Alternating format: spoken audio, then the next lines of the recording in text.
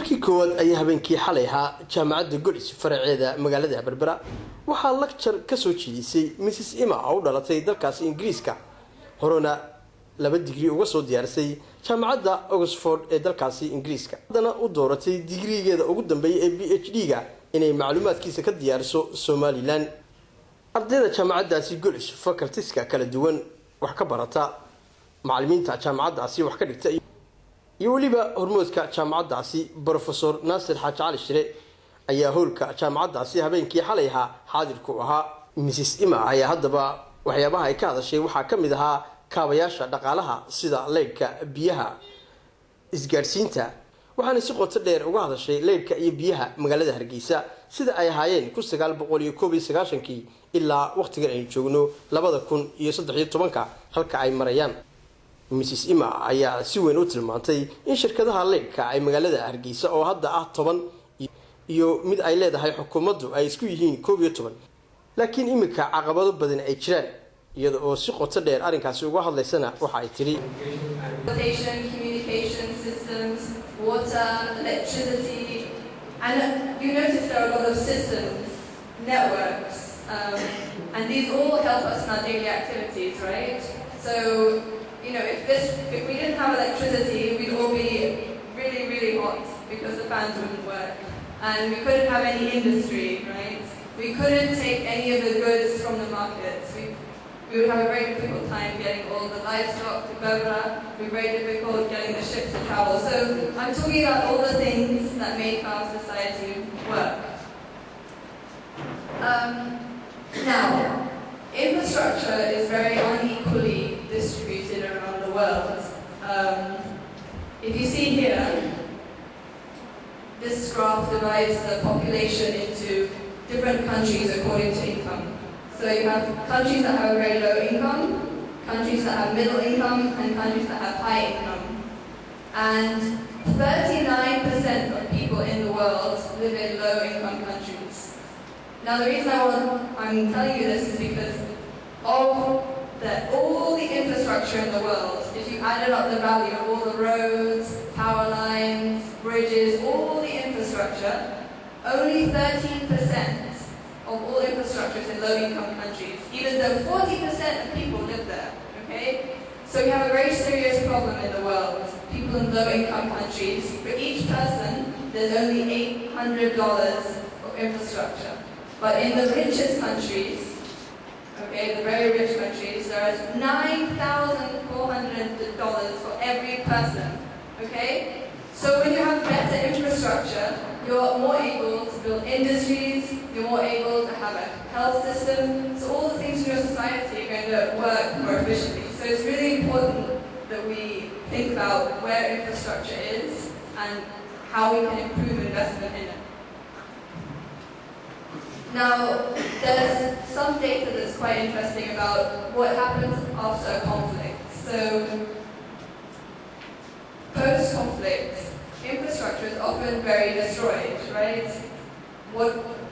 Apart from all the human loss that you suffer in a war, your infrastructure gets very developed, very destroyed, right? So your roads get destroyed, schools get destroyed, any electricity systems get destroyed, generators get broken. So after a war, it's very difficult to rebuild. You have to start from scratch, right?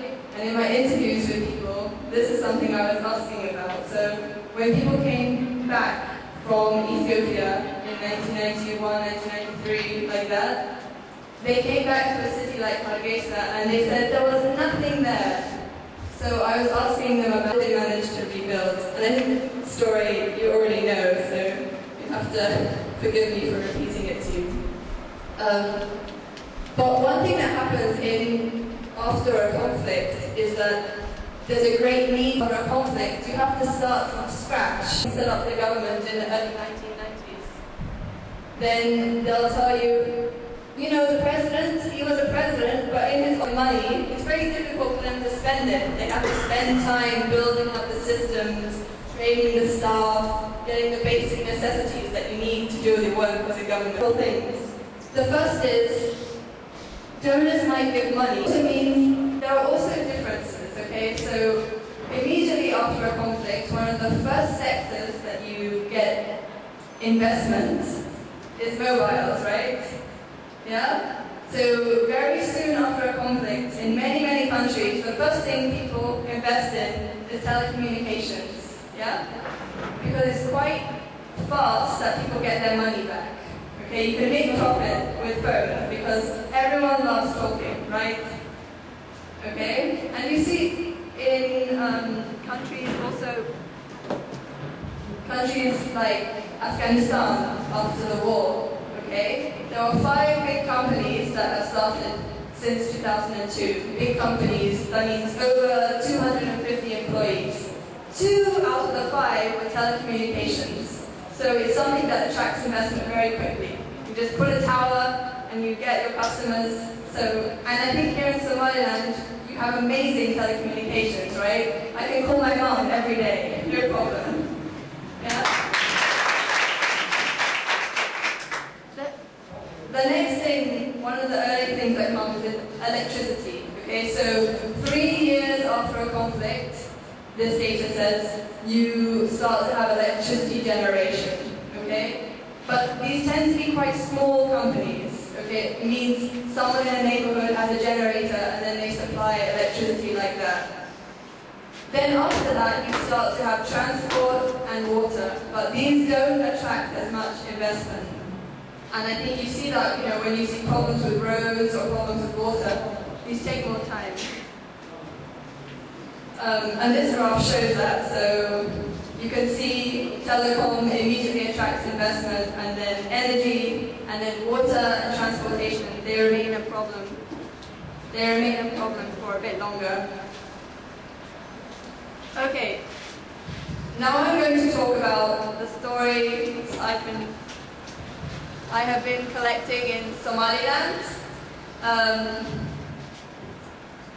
So the story I'm telling starts when people started coming back to the cities of Somaliland in the early 1990s. And people had to start building their own infrastructure from scratch. Okay, everyone had to do what they could to rebuild the country. And then there were some NGOs investing, but only in particular ways. So, the first thing I'm going to talk about is electricity, turning the lights on in Hargeisa. And I'm sorry I'm focusing so much on Hargeisa today, but that's where I've been doing my research.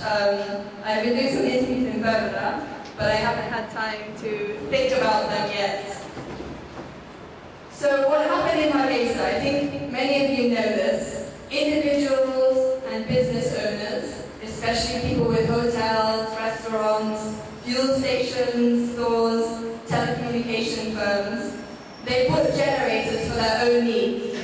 So I don't know if you can see the picture here. This is a picture of, does anyone know where this is in Hargeisa? Can anyone guess? Huh? Mansour, right? This is Mansour from the, early 90s, right? Okay? And everyone told the owner, you're crazy, why are you building so far away? Mansour, no one will ever go there, it's too far. But actually we know now that this whole area is covered with houses. But Mansour Hotel is one example of how a power company grew. They started a hotel, and they needed electricity, so they had to bring their own generator. Okay, this is very early. This time, they didn't have regular mobile phones, they didn't have money transfer. Someone had to bring the money from Djibouti in a bag, and get past the checkpoint. So this was tough work then, yeah? No that. But the electricity company now, they supply the neighborhood. Actually, where I live, we buy our electricity from Mansour. So this is how the electricity companies, came to Hargeisa. And there was one guy, he was telling me, they have a fuel station, and he said, what we were facing here was 2 problems. One, our fuel station needed some power supply, which was reliable, So we had to buy big generators to maintain the stability of our electric power. If you're running a fuel station, you need electricity, right? The second reason was that everyone around here was complaining that they don't get 24 hours electricity. So they were facing difficulties. So once people bought a generator, then their neighbors came and said, hey, maybe can't you sell us some of that power? And then they started selling and they grew like that. So, this is part of a generator. You know, I studied political science, so I had to learn a lot about generators. And I visited a lot during research, and that's why I put this picture here. But, so, what does the market for electricity look like in Hargeisa now? There are about 10 private companies in Hargeisa supplying electricity, and 1 government agency. Okay? Now each of these companies, they bundle together, they put the things together, generation, transmission, and distribution. So generation is where you make electricity, okay? Transmission is where you send it to the city, and distribution is where you send it to the houses. So each company, they do generation, transmission, and distribution, okay? And that makes it very expensive, all right? I don't know if you know this, but do you know, as far as I know, which country has the most expensive electricity in the world? Somaliland, right? You guys are paying a lot. You know, we're using a lot of money right now, yeah? And that's because all these little companies have their own system. They all use generators that use light diesel, okay? So it makes it very expensive. They've done an amazing job, I think. I mean, building up from nothing and giving everyone 24 hours electricity. I lived in many countries where the power goes off for many hours. When I was a child, I lived in Nigeria, and the Nigerian company is called NEPA, N-E-P-A, okay? And people say, never ever power always, okay? Never ever power. Say to you, good luck to your PhD. I will be with you. I will support you also. I will provide you all the information that you will need as a university, as a Somaliland. Thank you very much again. Thank you very much.